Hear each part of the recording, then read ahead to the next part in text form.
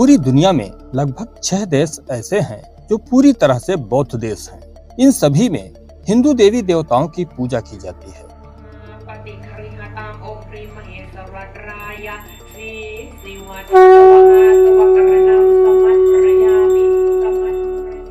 जबकि भारतीय बौद्ध धर्म हिंदू धर्म की आलोचना करता है। मैं ब्रह्मा विष्णु और महेश को कभी ईश्वर नहीं मानूंगा। थाईलैंड में आप देख सकते हैं कि ब्रह्मा और गणेश जैसे हिंदू देवी देवताओं की मूर्तियां आम हैं। यहाँ के लोग इन्हें बहुत श्रद्धा से पूजते हैं। कंबोडिया में अंकोर वाट मंदिर इसका एक प्रमुख उदाहरण है, जहाँ हिंदू और बौद्ध दोनों का समागम देखा जा सकता है। यहाँ के लोग दोनों धर्मों को समान मानते हैं। इसके विपरीत भारतीय बौद्ध धर्म अक्सर हिंदू धर्म के कर्मकांडों और सामाजिक व्यवस्थाओं की आलोचना करता है। आखिर क्या है इसके पीछे का मुख्य कारण, जानेंगे आज के वीडियो में। नमस्कार, आप देख रहे हैं हिंदू प्रकाश शंखनाद और मैं हूं आपका दोस्त विष्णु शरण।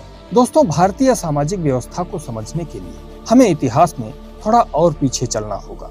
महाभारत युद्ध समाप्त होने के बाद भारत भूमि पूरी तरह से बिखर गई थी। यह महान युद्ध देश को कई टुकड़ों में बांट गया और लोगों के दिलों में निराशा भर दी। विजयी पांडवों ने भी शासन करने की इच्छा खो दी, खासकर तब जब भगवान श्री कृष्ण स्वधाम गमन कर गए। महाभारत युद्ध के बाद का समय बहुत बदलाव का था। एकीकृत भारतवर्ष कई छोटे छोटे क्षेत्रों में बंट गया, जिन पर स्थानीय राजा और प्रमुखों का शासन था। यह विभाजन केवल भौगोलिक नहीं था, बल्कि यह आध्यात्मिक और सांस्कृतिक भी था। युद्ध ने लोगों के मन में गहरी चोटें छोड़ी थी, जिससे व्यापक निराशा फैल गई थी। पांडव, जिन्होंने अपने प्रियजनों को खो दिया था, अपने विजयी सिंहासन में भी शांति नहीं पा सके। भगवान श्री कृष्ण के जाने से उनकी निराशा और भी बढ़ गई। उस समय देश के विभाजन के साथ साथ मान्यताओं में भी विभाजन हुआ। भारत के लोग जो पहले धर्म के सिद्धांतों से जुड़े थे, अब वह विभिन्न विचारधाराओं की ओर बढ़ने लगे। इससे अज्ञानता और दुख बढ़ने लगे, क्योंकि एकीकृत नैतिक और आध्यात्मिक ढांचा टूट गया। लोग अपनी इच्छाओं के अनुसार जीवन जीने लगे और अपने धर्म के रास्ते से भटक गए। इस निराशा और आध्यात्मिक पतन के माहौल में भगवान बुद्ध का जन्म हुआ। उनका आगमन दुखी समाज के लिए एक आशा की किरण था। सिद्धार्थ गौतम, जिन्हें बुद्ध के नाम से जाना गया, उन्होंने मानव पीड़ा को समझने और दूर करने का प्रयास किया। अपने राजसी जीवन का त्याग कर उन्होंने सत्य की खोज में यात्रा शुरू की। उनके गहरे ध्यान और शिक्षाओं का उद्देश्य सनातन धर्म की पुनः स्थापना था, अर्थात सत्य और धर्म की पुनः स्थापना करना था। भगवान बुद्ध का संदेश करुणा, अहिंसा और सार्वभौमिक प्रेम का था।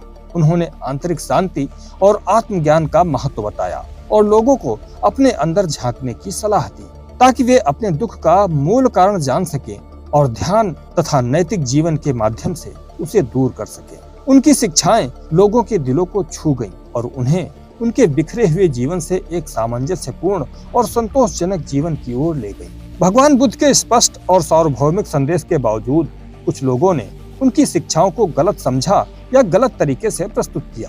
कुछ व्यक्तियों ने बुद्ध को एक जाति विशेष से जोड़कर देखा, जो एक बड़ी गलतफहमी थी। बुद्ध किसी एक समूह या जाति तक सीमित नहीं थे। बुद्ध एक विचार है। वे एक ऐसे प्रबुद्ध व्यक्ति थे जिनकी शिक्षाएं सभी सामाजिक विभाजनों से परे थी। भगवान बुद्ध की शिक्षाएं पूरी मानव जाति को एकजुट करने के लिए थी, जिसका उद्देश्य पूरी मानवता को ऊपर उठाना था। हालांकि आधुनिक समय में विशेष रूप से भारतीय नवबौद्धों के बीच उनके संदेश को विवादास्पद बना दिया गया है।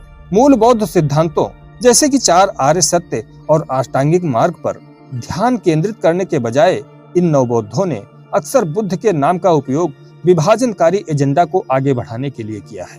भारतीय नवबौद्धों ने भगवान बुद्ध को विरोध का प्रतीक बना दिया है, न कि एकता का।